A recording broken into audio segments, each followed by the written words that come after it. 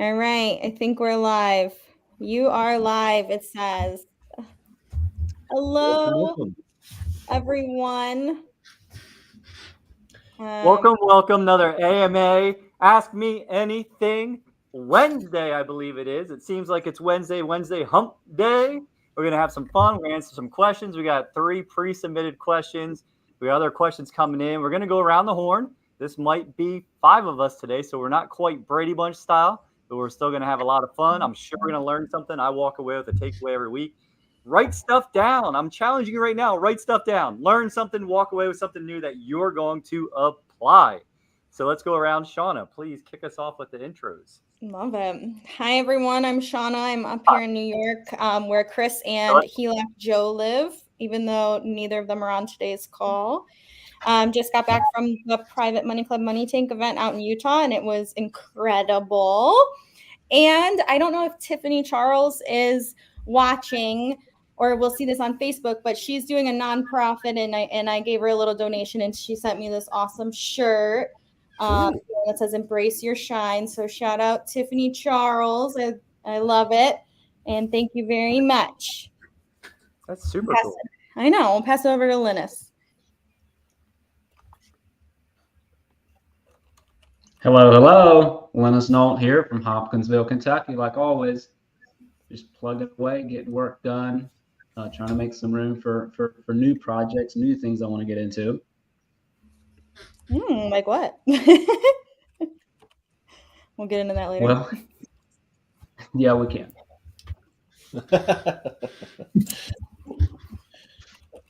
Now, who are you passing it to, Linus? Who's next? Oh, I'm passing it down to Craig. Hey, I got it. Thanks. Hey, Craig Yenny here from the Denver, Colorado area. So looking forward to answering your questions today. You know, we've got a pretty good crew here to address things in different perspectives. So get your questions in the chat box, and we will answer them as they show up. And other than that, Chris, you're looking a little dark in there. But yeah, I don't know what the heck's going on here. I'm trying to figure it out. Can you hear me okay? Yeah, we can hear you okay. Oh. There's something very weird. I don't know what it is. Like nothing changed, but you're right. It's very dark. So it almost looks like the shades, like you pulled the shades down, but I don't even think you have any. No, the shades are all open. No, I don't know what it is. I got all the lights on. We had these giant monitors put up, and ever since then, like something's different. I don't know what it is. Well, it's one of those transition days, getting settled in the new place, but exciting first wealth webinar in the new shop. So that was pretty cool.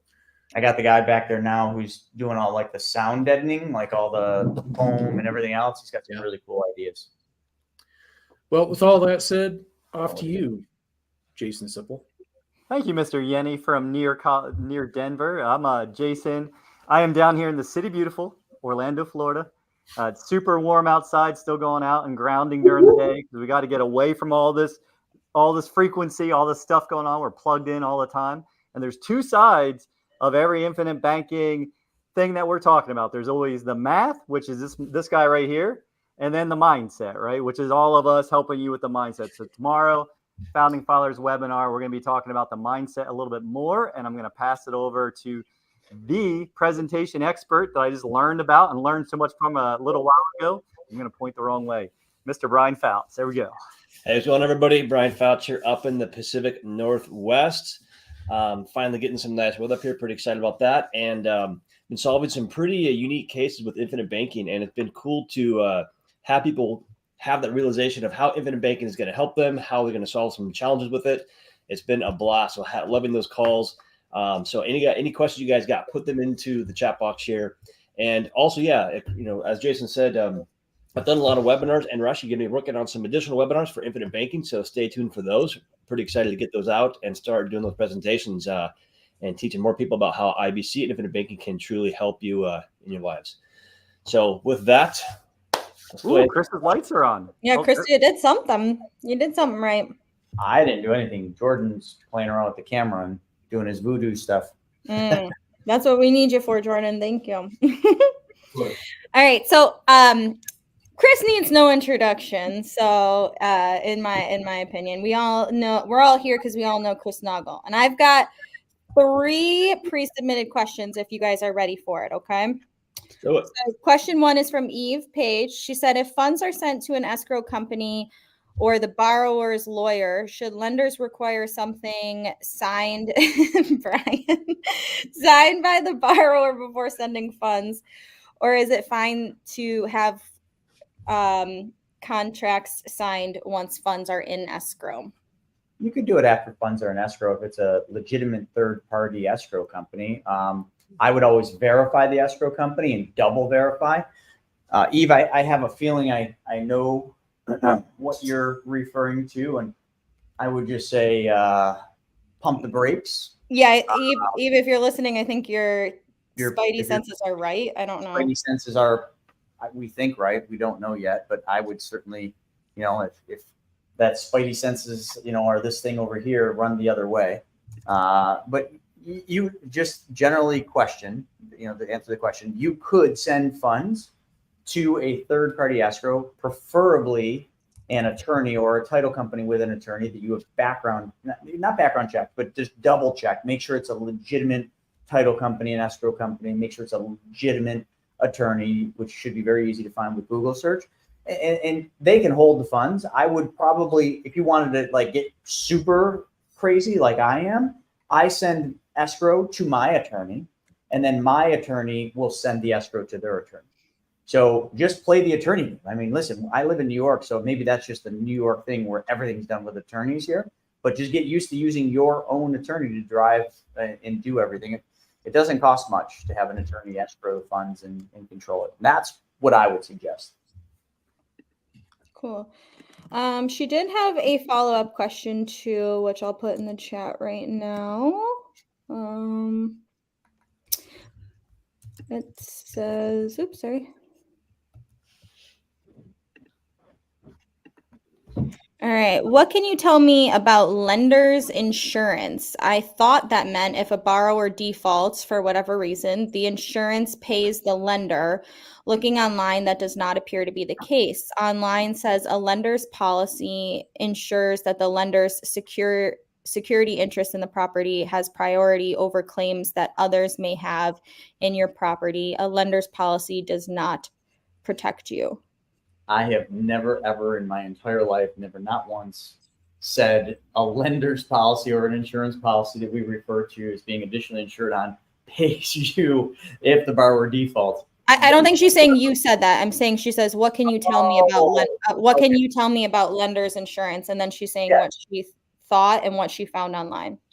Yeah, it definitely is not even close to what you thought. I mean, there wouldn't be an insurance company in business if that's the kind of insurance they were writing. And if there is one of those and you find one, please let me know. I'll start doing some really risky deals that pay really big returns, knowing the insurance company is just going to make me whole. But that is a pipe dream and does not exist. Lender's policy is exactly what you said. It's going to protect the property. So, for example, if you're down in the Florida neck of the woods, like Jason, and they get some hurricanes in that area, you could make sure that the property has, the proper insurances, flood insurance and all that, and you could be named additionally insured. So the property you lend on, let's just say the hurricane wipes the property out, that borrower that you lent the money to is going to be in probably a really bad financial place. So wouldn't it be better to have the insurance company pay you instead of that borrower that just lost their property?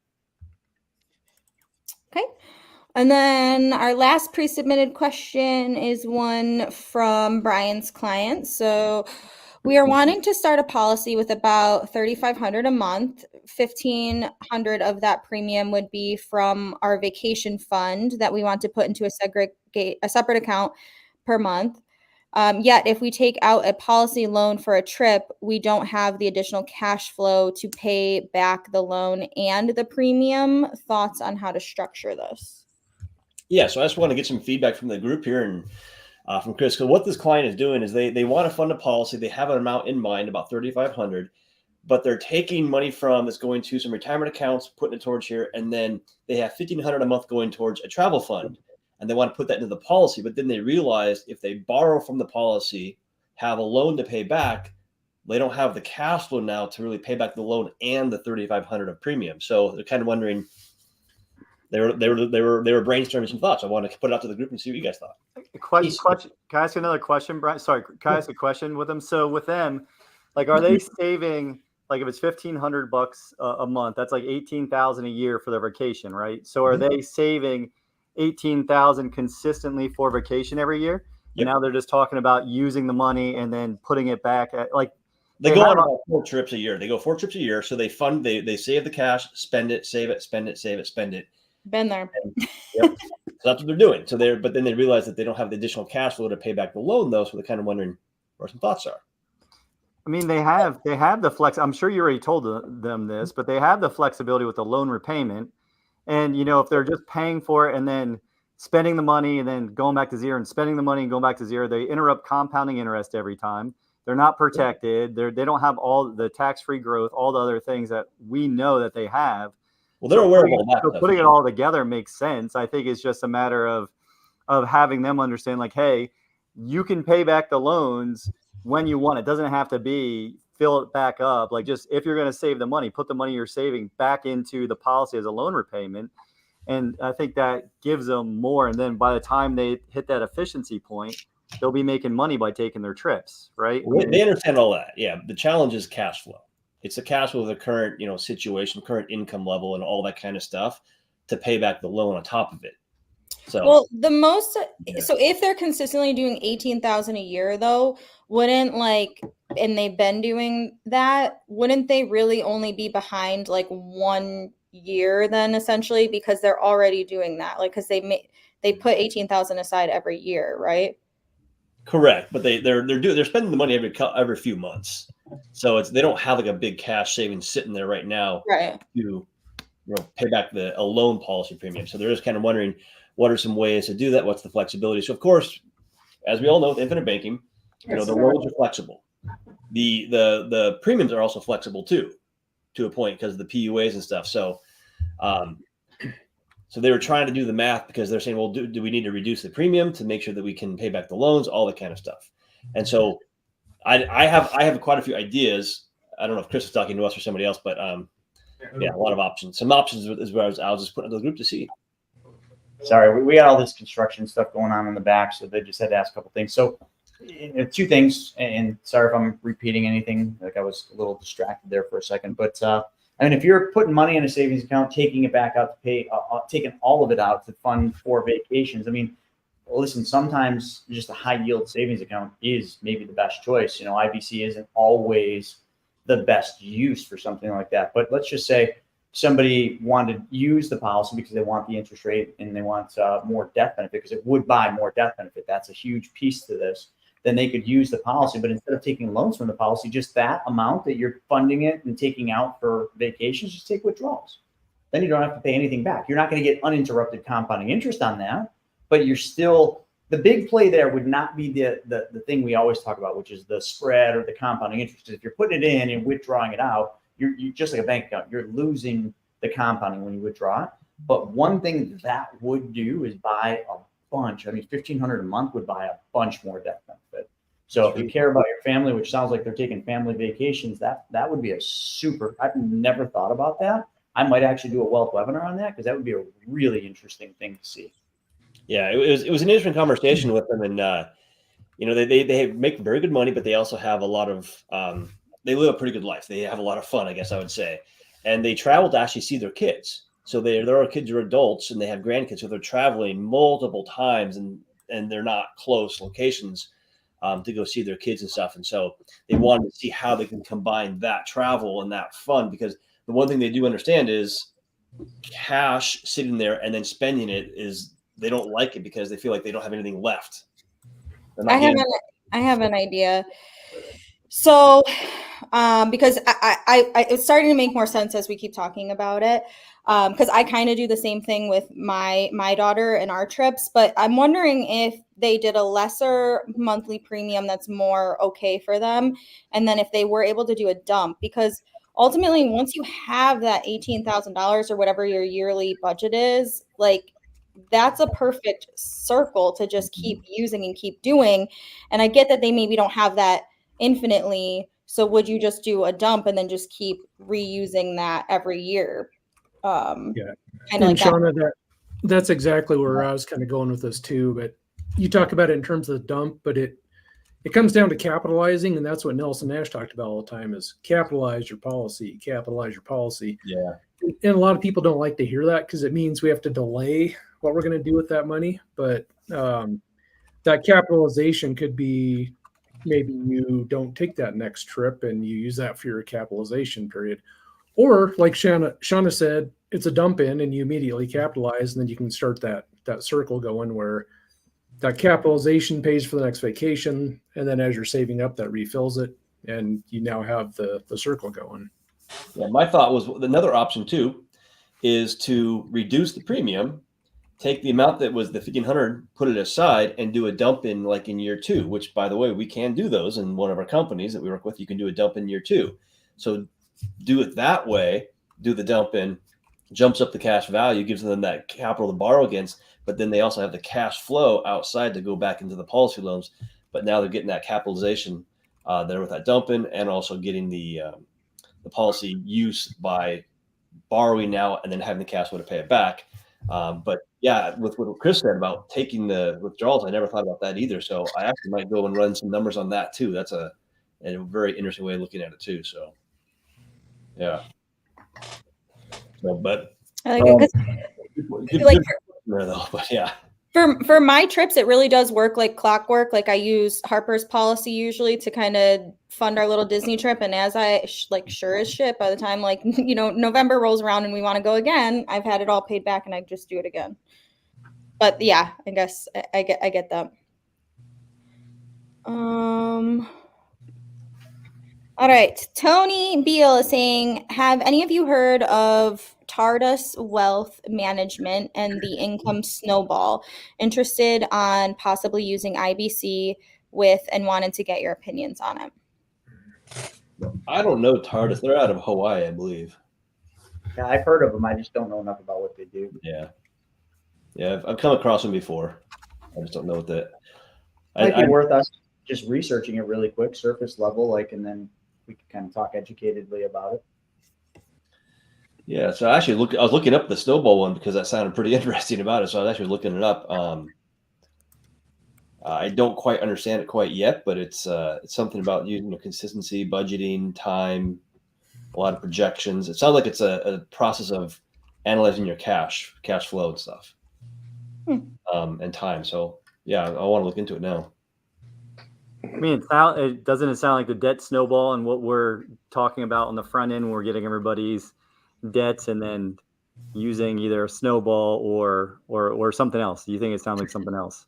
It sounds like something else. It's more of an investment strategy where they take a certain pile of money, get it working, and then build that up, add more into it, and snowball it from an investing perspective as opposed to a debt pay down. So, like a HELOC, like the way that we move the HELOC.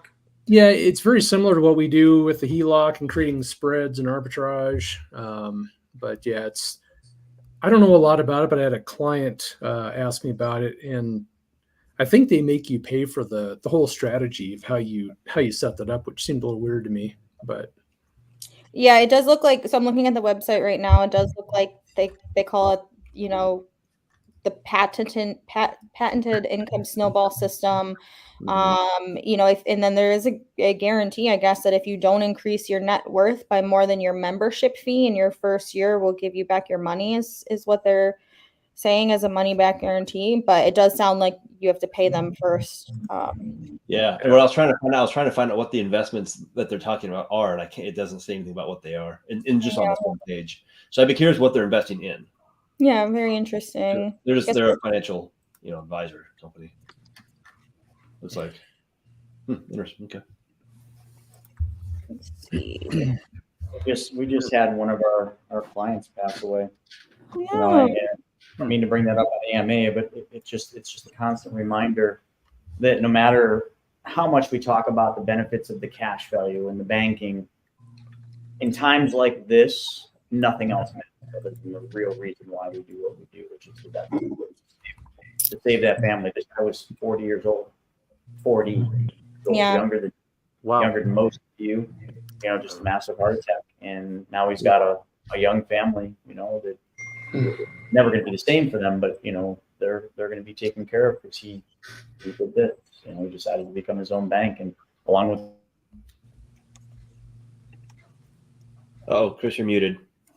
No, it's sad to hear that someone's so young, but it's nice to know that he set up that legacy piece. It's really the cherry on top. But even earlier today, speaking with someone that's going to be 67 this year, and looking at what she could do with this, she doesn't have a lot of coverage on her now, but it'll give her like a 5.5 time multiple of the cash value, which she's going to use, and instantly leave her like 800,000, where she's got like 150 to 150 to 200 right now, or something like that. So it's a huge part. We don't talk about it enough. I agree with Chris. So no, we do not, and I am going to make it my mission to talk about it, whether people like it or not. I'm going to talk about it. Yeah, and so right now we're streaming on YouTube and Facebook, and a lot of people probably have learned about infinite banking via YouTube or Facebook, and just like anything else that you can learn. And I feel like this is the one thing that you're scrolling on YouTube and you're learning about, that when something like that does happen, something you're taking time to learn actually benefits your family too. Not every YouTube rabbit hole is going to do that like infinite banking will. Yep. All right. Finance One is saying, hey, Joe, how long does it take to get a response for an email related to getting an all-in-one HELOC? Send you an email on last Wednesday. Really want to achieve financial freedom in 5 to 7 years. Well, we were at Utah Wednesday, Thursday, Friday, Saturday, Sunday. So I just saw it, Juan. I'm responding to you right now. Okay, perfect. Excuses. Hey, you can check my emails for me. Hey, Joe, this is all it takes. I love when you do that. Okay, Rockstop44 says, I saw your video about flipping forklifts. What about liability insurance for this type of business? This product is a lot riskier than selling simple items like Beanie Babies. The thought doesn't cross my mind at all, Rockstop, so that's my 2 cents.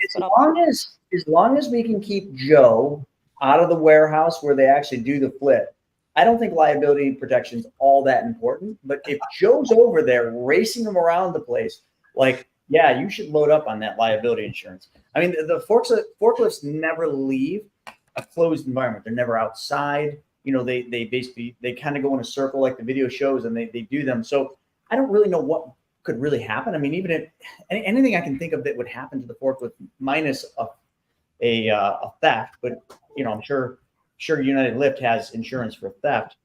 They would fix. I mean, my God, they take them from Jurassic Park looking machines to practically brand new. So I don't know. That's an interesting one. I mean, you could always ask ARC, hey, what's your liability insurance look like? If something happens to these things, someone steals them, the place burns down. I mean, yeah, it's worth it.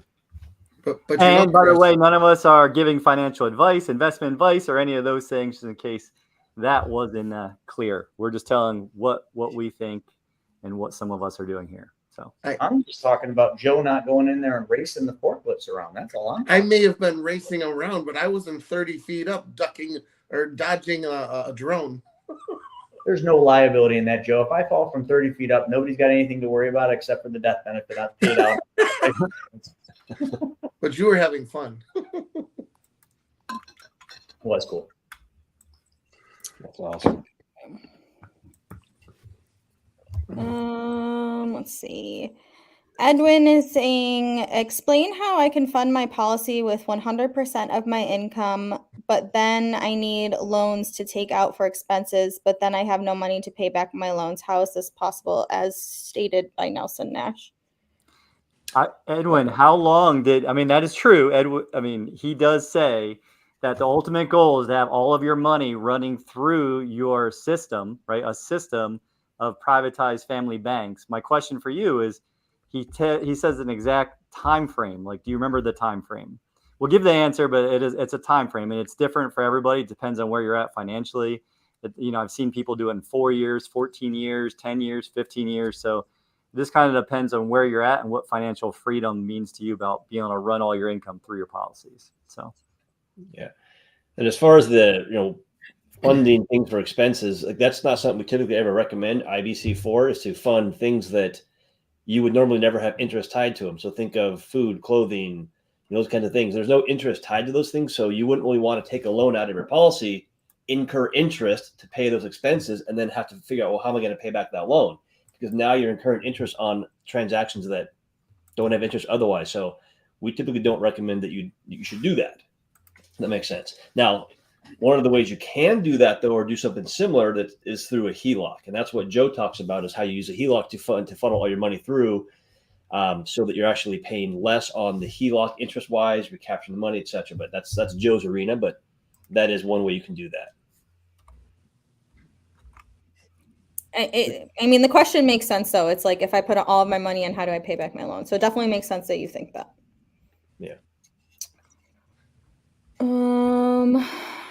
March Realtor Fashionista is saying, have you heard of FEG, Freedom Equity Group, selling IUL? Can I use this for IBC? Oh, Chris. Okay, put Chris. I pin Chris out of his Chris. ear. Chris has got Pin it. Chris. Make Chris big. Oh, you can't hear him. He was so You're he was so happy a second ago. He got lights on. Oh, now Shauna's big. I'll keep talking that's until all you I get Chris have to back. say. There he is. I had to mute it. That's all I have to say. Someone else want to take a stab at this one? Because I just can't. I want to save it for you. I'm not going to say nothing. Yeah. IULs are not infinite banking. They are a financial product. They are not infinite banking. We do not use IULs. We do not talk about using IULs for infinite banking. And in fact, a lot of people that talk about IULs for infinite banking are saying things that we don't believe are correct. So that's a very surface level answer. But I know Chris has some, I don't know what he's pulling up right there, probably the contractual language of an IUL. Okay, I'll say We don't have time for that. What this is the IBC practitioner program. So the IBC practitioner program is what it takes to become an IBC practitioner. There is an entire section in this book that outlines why IULs should never ever, or VUL should never ever ever be used for the infinite banking concept. And I've also done 6 videos explaining this. So I just I don't even know what to say to be nice about it. Well, anymore. why don't you say, I know what you can say to be nice to it. Why would somebody think an IUL is like IBC? Like, why would somebody who is not you, who doesn't know what you know, think that these are alike? Let's start there. March doesn't know, Because right? being sold a bag of lies. And I don't know how else to be more honest. We just had a guy, Mohammed, on our wealth webinar. I don't know Mohammed. I know nothing about him, but I was talking about IULs on the wealth webinar. Okay. And he said, I have an IUL. I'm losing significantly. It has not performed anywhere close to what the hypothetical illustration showed. As of right now, I've lost $30,000. If that's what you want, if that's what's the name of the company? Freedom Equity Group is selling you, and you buy into that bag of lies, then have at it. Or learn what is wrong with IULs. Learn why none that I've ever seen. I've seen well over 100 IUL illustrations. Not one of them that have been enforced have ever lived up to the hypothetical. Chris Kirkpatrick, another gentleman who used to be the #1 IUL salesperson in this country, he literally, all he does now is whole life and what we do, but he literally put a challenge out, and I doubled this. I said, I'll match for $5,000. Like, that's not a small amount of money for most people. And I'll put another 5,000, 10 grand on the line. If any IUL agent or company like Freedom Equity Group can come to us and show a real client, and there were some rules, real client after 5 years or something, or 10 years or whatever, that has actually outperformed the stated illustration, the hypothetical illustration. And not one person, this has been going on for almost a year, not one person has come forth to claim the 5 or 10 grand. Not one. So if you're into fast talking salespeople trying to make big commissions, selling you a bag of lies, sounds like Freedom Equity Group is a great company. That's what I wanted to try to go into, Chris. Let's tell March why companies are selling IULs, why agents are selling them. Because it's simple. Because why the companies are selling IULs? Why are they such a prevalent thing in the marketplace? Why is it that that's all you hear about? Well, number one, if you're hearing about something a lot, it's probably because it's profitable for the company, but it shifts all the risk from the insurer to the insured, you. Mm-hmm. So an IUL shifts all the risk from the insurance company onto you. That sounds like a win-win for an insurance company. So why is it such a big popular thing for the insurance agents and the financial advisors? Well, same thing. If it's the most profitable thing from the insurance company, where do you think they spend all their time, energy, and training for their agents on? The most profitable product. Sometimes all you need to do is just look past the nonsense and look at the truth, and the truth always ends at the dollar. So what's most profitable for insurance companies? Term is number one most profitable product they sell. And I don't know this to be fact, but I would assume IULs are probably right up there in a close second place. Otherwise, they wouldn't be sold and talked about and pushed and advertised so heavily. But if they were so good, they wouldn't have had all the regulations come down on them as much as they have, because it's been constant. There's constant regulations, and I don't have it in front of me, but I did thank God, I did a YouTube video literally outlining all the regs that have come down on IULs because they don't do what they're supposed to do. And I will fight with anyone about this. Anyone. And the other and one thing that has been mentioned, kind of mentioned but not explicitly, is with an IUL, it is not you, the owner of the contract, that's in control. Like the company, the life insurance company that holds that IUL can turn the knobs on you. They can turn down the amount of the max that you can have. They can turn down your, what's the second piece they turn down? The percentage, right? So they can change it. Like if there's something where they're paying out too much and they need to adjust their things to make their books better, they can do that. With a whole life, you have a guaranteed contract that tells you this is how much it's going to grow. It'll never be worth less. Every day it grows more and more and more and more. Like you're never going to have a day where it's losing anything, where an IUL you can. So you're playing a risky game when you're not in control. So yeah, I even had a acquaintance of mine on a call, and he goes, "Oh yeah, I'm going to start talking about infinite banking and stuff." And I was like, "Okay, what kind?" He goes, "Well, IULs, I think." And I'm like, "Oh no." And I said, you're going to start talking about IULs to people for infinite banking? He goes, "Yes." And I said, have you studied infinite banking? And he goes, "Well, I'm getting into it." I said, "Well, you're going to come across, if you go to the Nelson Nash side of it, which is where it all came from, IULs are not there. In fact, it's the opposite." He's like, "Really?" And then I said, "Let me show you an illustration." I showed him an illustration of a whole life policy. He goes, "Oh, but the IULs look so much better." And I was like, because they can do that. They can change the percentages, change the numbers. I can't change these ones. I can't, but they can on that side. So what do you think they do? They change the numbers to make them look better than they actually will be. Which ties right back into the regulations Chris was talking about. The regulations are because of how the IULs are illustrating. They keep having to lower them and change them. And they keep finding workarounds to bring it back to like 7% or a little bit higher. So it looks better. It looks sexier. They're in color. They do all these cool things. Like I wish that's one of the things we've told some of our partnering companies, the A+ rated or better, mutually owned, dividend paying, whole life companies, like make your illustrations sexy. It's a wall of black and white numbers. Like let us at least compete with the sexiness of visual learners. But it's just what it is. Like you just have to educate yourself. We want to teach you how to fish. That's it. We want to teach you to fish, then you got to do it. Well, real quick, if somebody wanted to do IULs, just learn derivatives. If you can fully understand derivatives, then you should buy an IUL. But until you understand derivatives to a very finite level, stay away from it. Anyway.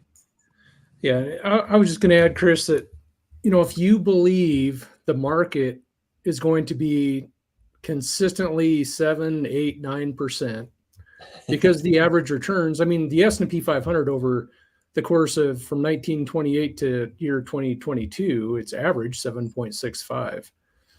So they use all the what I call funny math because they're basing this all on averages. However, be rest assured, they always tell you that when the market's down, you're still going to be protected. That 0% floor, you're not going to take a loss. They fail to mention, though, that something happens every time you have a birthday cake. Guess what happens every time you have a birthday cake, you get older. Cost What of happens when you get insurance goes up. older? Rats. The cost of insurance goes up. So let's just say, and I don't know if it's ever happened, being kind of a smarty pants here, but if the market's down and you just had a birthday and there's no growth in the policy, where's the cost coming from? Your pocket. So are you telling me that the 0% floor thing I've been told all these years isn't true? Absolutely. Yep. All right. Case closed. Next question. You should just believe everything everybody tells you. Don't question anything, especially if it's being told to you by a financial advisor. It's obviously going to be the truth. Tessa's getting younger. And I'm with Tess saying, hang around this campfire and learn before making a decision. Yeah. But, for March anyway, just to wrap this up, I mean, we might have been a little abrasive on some of the stuff, but at the same time, it's a caution because we see this so many times over and over, people bringing IULs to us and it's just not working out well for them. So to me, when I don't really know much about IULs, but it seems like people think that IUL is the solution. Like the difference that I see is like your answer is the IUL, and then with infinite banking, it's like the answer is you and how you treat money and what you do with it. Where like you're not, I don't know. There's just a difference there. No, that's very, very good. Very true right there. Yeah. Because, yeah. Very simply put. Well done. Yep. All right. We only have 2 more questions right now, and we've got about 16 more minutes. So I don't even know what that is. Cosmic G burst. I have several IBC policies, but I'm looking for a money tree. Craig mentioned that the other day. What I'm thinking is a policy design that allows a term PUA rider to be increased later in the policy life. What I'm thinking is a policy design that allows a term PUA rider to be increased later in the policy life. Craig will be a good one to answer this, but I mean, the only way to do that would be to overbuild the policy from day one. You can't go back and add more beyond, the amount the policy set up if it's built to the MEC line. So, but if you overbuilt it, and we've done this rarely, but we have done it before, where you overbuild it to include a term rider that gives you more term death benefit that allows you to put extra money in, but you don't fund it up to the max from day one. Because maybe, a life event's happening in a year or 2 years and you want the ability to do that. But if that life event doesn't happen, just realize you could be severely affecting the efficiency of the policy in later years. Craig, anything you want to say on that? Well, I think you covered it, but the way we kind of look at this is if you're going on vacation, let's say I'm going to go on vacation, I'm going to buy a seat for Brian, for Jason, for Joe, Shauna, Linus, you can show up too, Chris. And I buy all these plane seats, and then none of them show up. And they're so not going to be my friends anymore. They're not going to be my friends anymore. But I bought all these plane seats, and I'm not using them. So I reserved all this space for them that they're not using. And that's kind of the same thing you can do with the policies. You can create room for later, and if you don't use it, it ruins the efficiency of the product. Now, with all of that said, there are some ways we can construct this where there isn't a lot of additional cost, where we can still put more in later. I would just recommend getting on a call with one of our money mentors, and we can chat through that for you. But we should be able to do something to accommodate your design that you need. And probably Craig, done that. what you and Chris mentioned already, like this, it can at times be the most effective. Like if you're like CW angle or someone that might be a little older, and depending on what you're in, there's going to be, and it depends because it's specially engineered for you. Like, what is it you're trying to accomplish? How old are you? How much are you earning? These are all variables that are going to affect how we can specially engineer it. So there are times where it might make a lot more sense to put a lot of it towards the base, knowing that if you're doing real estate investments or other kind of investments where you're going to have windfalls, you want to have a place to park it. And, there's certain companies that we work with where you can put additional PUARs in year 1, and then from 2 to 10, it's a different number. So I think the answer is it depends, like always. And there's going to be cases, like I have one going on right now, where it makes more sense to do more towards the base, to have her be able to put in more later on, and just really walk someone through how that's the banking process. Yeah, I've done this probably about in the last probably 3 months about 10 times for some clients that were asking about that. They have like these lump sum deposit they get once a year. They're saying, I want to put into a policy in addition to the premiums, which are ongoing. And so we built them a policy where they could do a $50,000 deposit for 5 years. And so if they don't make it, that's fine. In this one, what it did change on this one, it changed the underwriting death benefit amount. Didn't change their the cost of like the term rider, by the way, but it did change the amount of death benefit they had to get approved for. But it made sense for them. And then another person, they have a huge payday coming in, but it's basically it's a legally guaranteed, I guess they said. I don't know what that means, but they're going to get it in 18 months, and they're at an age where they want to start a policy today and not wait 18 months. And so we built a policy where they can do the dump in at a different time. Actually, it's a year and a half down the road. So it's the same kind of structure. So it's just, they're very flexible, but it needs to be, as Jason said, built specifically for you. So I'd recommend obviously hopping on a call to go through that if that's something you want to do. Yeah, Brian, and those are really powerful designs because it offers all that flexibility. And just to reiterate the point, if you get to that 18th month and you don't have it, you don't have to put it in. So Correct. it's not required. But the other thing, it's like a teeter-totter where the more you put in earlier, it's going to not allow you to put in as much later. And so that's what Jason was talking about, where we're putting more towards what we call the base of the policy. So if you want to be able to put in more later, then these kinds of designs aren't as optimal for you. But and that's why it really requires a discussion to kind of dial those things in for you. Yep. And hopefully that gives everyone here that just heard all of that, all the people talking, like all of us talking about how we can specially engineer these for you. It's really about you and where you're at in your financial journey and what you're trying to accomplish. It's not ever about us. We get excited and geek out when we can come up with solutions that work for you. Right? Like Linus is one of the that way over there. Linus is like one of the best, like, and Craig as well. And we're all getting better every day, but he's one of the best engineers as far as really looking at the details and really making sure, like, hey, does it make sense to have this drop off in this number a year or this year? Like, we're really going in for every single one. There's thousands of them, but every single one, we're dialing them in to make them exactly what you want to have happen, right? So. Yeah, something else I would mention to cosmic egg burst, I think is what it says. Is that every single policy we design does become a money tree. There's no requirement to have that initial dump in that first year or the extra PUAs that I think you're mentioning later in the policy life. It becomes a money tree whichever way we design it. That's just simply what's going to happen when we design a banking policy here at the Money Multiplier. Yep. Yeah. And I guess to that point, that's a really good point to bring out. Every policy is a money tree. It just depends on, is it year 2, 3, 4, or 5? And you might even look and go, well, gosh, my policy's not a money tree until 5. Is that bad? No, we may have designed it that way so you can put more in later. So just know that all these things, there's not one thing that's always better than the other. It just depends on what you're trying to accomplish. So sometimes that money tree happens really quickly, and sometimes it's going to be a little bit delayed, and it just is all based on us fitting a design for your problem that you're trying to solve. And if there's a dump involved, and health also too. So, Yep. Because I built a money tree in 2 and 3 this morning. So yep. It just depends. Love it.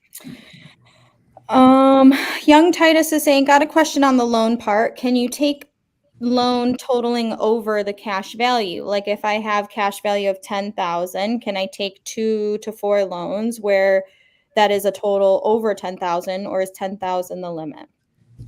Before we dive into that one, for Cosmic Egg Burst, there's a link there for the Mentors Be Your Own Banker that you can schedule a call, have the conversation. Just, we'll help you prep for that as well. We'll give you some guidance on how to come into the call fully prepped. And then once you get there, we'll meet you where you're at, and we'll help you navigate that and come up with a design for you. So yeah, mentors.beyourOwnBanker. Oops. I'm sorry. No, it's okay. I was Mentors.beyourOwnBanker. Now back to the program at hand. What was the question again? So if you have cash value of 10,000, can you ever get more of that in loans, whether you take out 1, 2, 3, or 300? It's not a magic pot. You can't take out more than what you put in the Yeah, beginning. whatever's there is there. That's Yeah. basically it. Well, I mean, if you're talking about the cash tree part, if you put 10 grand in, it's a cash tree, you might have like the start 10,500 or 11,000. So at some point, it actually becomes magical that way, but just not initially, right? Yeah, So, whatever your cash value is in the policy today, Oh, you yeah, can take yeah. out. yeah, Mhm. that's And you can take out as many loans as you want, right? Like as long Up as it's to- cash value. Yep. Up to what's available. yeah, up to what's available. Okay. And then I like what Damon is saying is I don't know what a IUL is, but I know what you guys are teaching is real to me. I love that. Can we just go back one step, because it just is something I think we need to reiterate what young Titus is asking. And I'm sure we all get this question, or people are surprised when they find out, if I put in $10,000 into a policy, and let's just say it has a $300,000 death benefit, there's still people out there that believe they can take a loan for $200,000 because of $300,000 death benefit. This is true. And I've had to have some pretty firm conversations with people to explain, if that really worked that way, how long would the insurance company be in business? Because if I put $10,000 in and I can take 300 out, their doors would be closed tomorrow. So we always have to remember that the death benefit's there. We get an advance of that death benefit. That's what your cash value is. And some portion of that is what's available for a loan.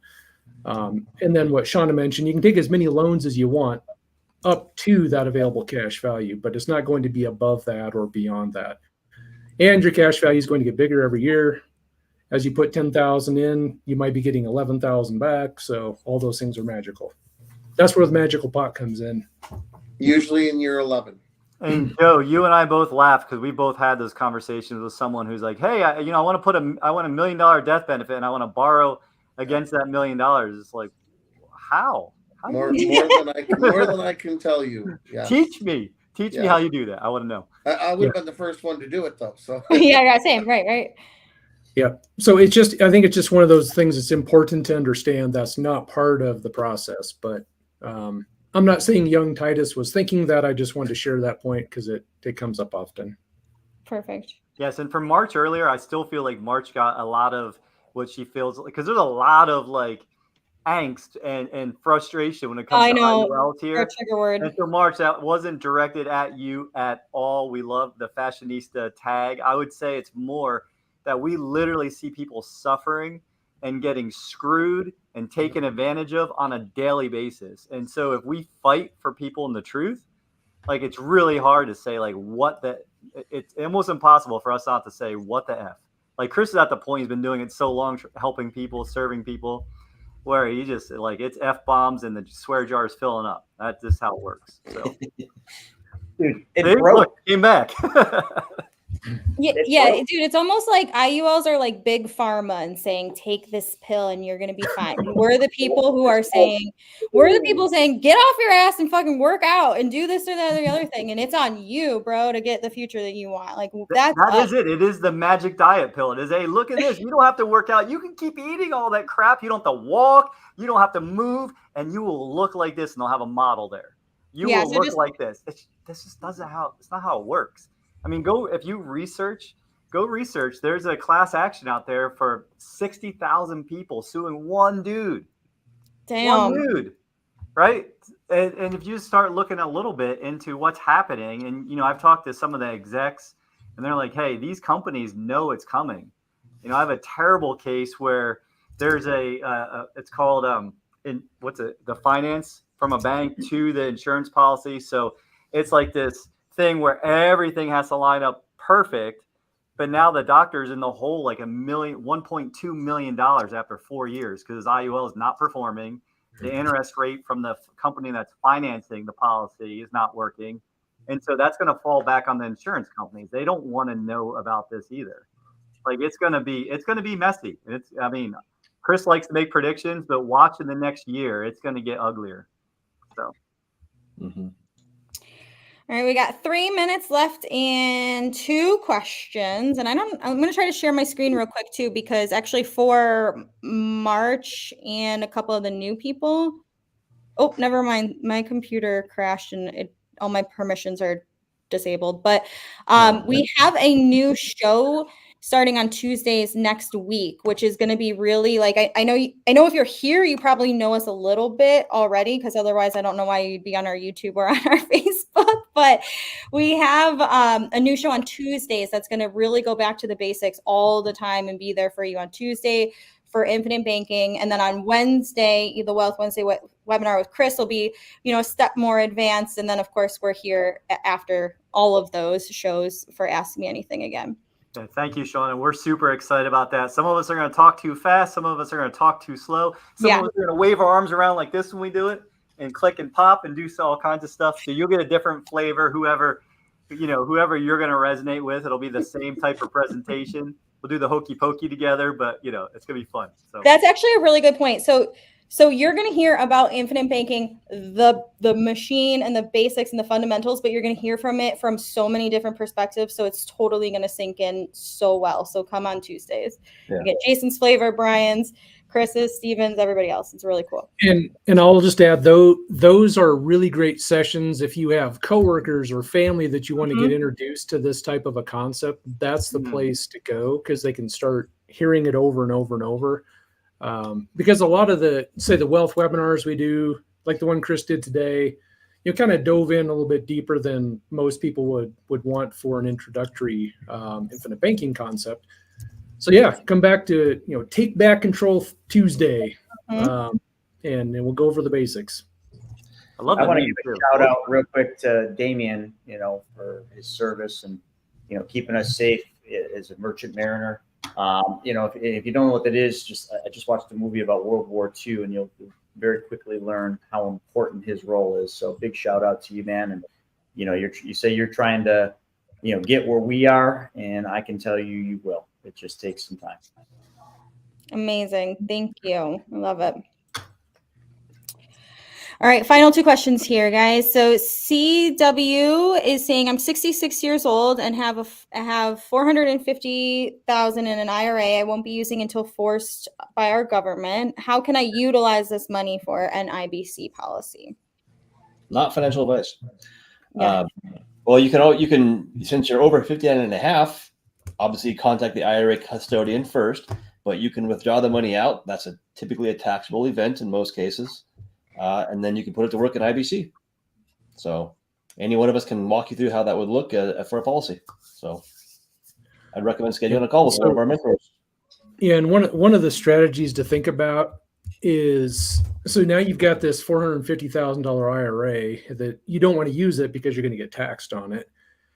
And the challenge is, if that were to get passed on to the next generation, let's say you have kids and they're at the height of their income producing age, that money that's going over to them now is going to get taxed at an even higher rate because now it's taxed on them. So one of the strategies is you can start taking the money out of that IRA now, just pay the taxes on it, put it into policies, which will then get it into a tax-free environment or tax advantage environment. And when you finally graduate or pass away, as we call it, then just think of the multiplier that money is going to be on top of your family. So it's just a beautiful strategy to take that money, pay the taxes on it, get into a policy, use it while you're alive, and then the rest of it goes to your family. Yeah, that's a great idea. And Craig, I'm sorry, I might have caught some of that. I was sending an email. Did you mention SPIA? Is that what you mentioned, though? No, I was just talking about, we can talk more about that, but I was just kind of giving the high level of taking the cash, paying taxes, putting into the policy, or you could do the SPIA. You might as well try to get an insurance company to pay some of those taxes. Why not? An easy way to do that. If you don't need liquidity of any of that money, I did that retirement presentation back a while ago, but you could pair that strategy, the withdrawal strategy, where you're moving money from qualified retirement plan into an IBC, which is a tax-free environment. Doing it, you're just going to pay taxes on a little bit each year. But if you moved a portion of it, rolled it into a qualified, they call it a SPIA, single premium immediate annuity, the interest rate that you earn on that is really good and it's guaranteed. And then the insurance company funds the policy for you, but you get interest on that money while it's funding it. That's just another add-on strategy that you could look at. The only downside is it does lock that money up for the period of time that it's funding the whole life, but it's kind of moot point because you're taking money from the IRA and you're funding the policy, which has immediate liquidity. So really, it seems like it could be a huge fit, seeing as though you're saying you're not going to be using it until forced to by the government. Don't wait for the government to force you to start paying taxes. Put the middle finger up to the government and say, I'm going to make the insurance company pay the taxes to you. And that's how I would do it. We'd have to run numbers, but that's a good way to do it. I think was it 2 weeks ago you did that retirement strategy wealth webinar, or 3 weeks? I don't know if we have the links to that, but that would be an awesome video for CW Eagle to watch. If we could dig that up. And we've got limited time here, but I'll see if I can track it down. Okay. And then real quick, Roxanne was asking what time on Tuesday. All of our shows, so Money Club Mondays with Steven is at 1 p.m. Eastern. This Tuesday, Take Back Control Tuesday is 1 p.m. Eastern. Wealth Wednesday webinar is 1 p.m. Eastern. And on Thursday, Noah's Quick Start for Private Money Club, so Private Money Lending and Borrowing, is also at 1 p.m. Eastern. So we're trying to get the same block of time in your life every single day is what we're trying to do. And final question today is from Eve saying, is the One America design your group was working on completed, or is it still in the process of being designed? I'm not sure. I mean, she might be talking about maybe the Beast. I mean, that's been used for a while. So yes, so I think it probably is completed. Then, right? That's the only product we ever had designed with an insurance company. It's called the Beast with One America. So yeah, we've been using that for a while. We just don't talk about it as much anymore. I don't know why. I mean, I think you're talking about the Rock, Chris, right? The what? The Rock. I'm sorry, the Beast, the Rock. Yeah. And the thing is, oh my God, it's a long day. Wow. The thing I've discovered with the Rock is that it's typically the same as the Beast. It's just sometimes there's just a little bit more that they can squeeze out than what we could. So yeah. Good call. And Shauna, just real quick, I put in the private chat the links. I don't know if you can share that out, but I think that's. I got it. And if it's not, perfect. There's a playlist on Chris's YouTube channel that's called like probably Wealth Webinar Zoom replays or something of that nature. That's where you can find every Wednesday. And so like today's video will be uploaded to YouTube on Saturday. So you can catch up pretty much at any point there. All right. I want to make one comment. So Raymond, Ibis, so actually I just reached out for your policy. We revised the numbers like we talked about a week or so ago. And so they're reviewing the revised numbers, the underwriter is, but I'm pushing them to get us a decision on those revised numbers. So FYI. And we did it. Another Ask Me Anything episode comes to a conclusion. Thank you all. Thank you, everybody. We got a video, or are we just leaving? See you guys next time.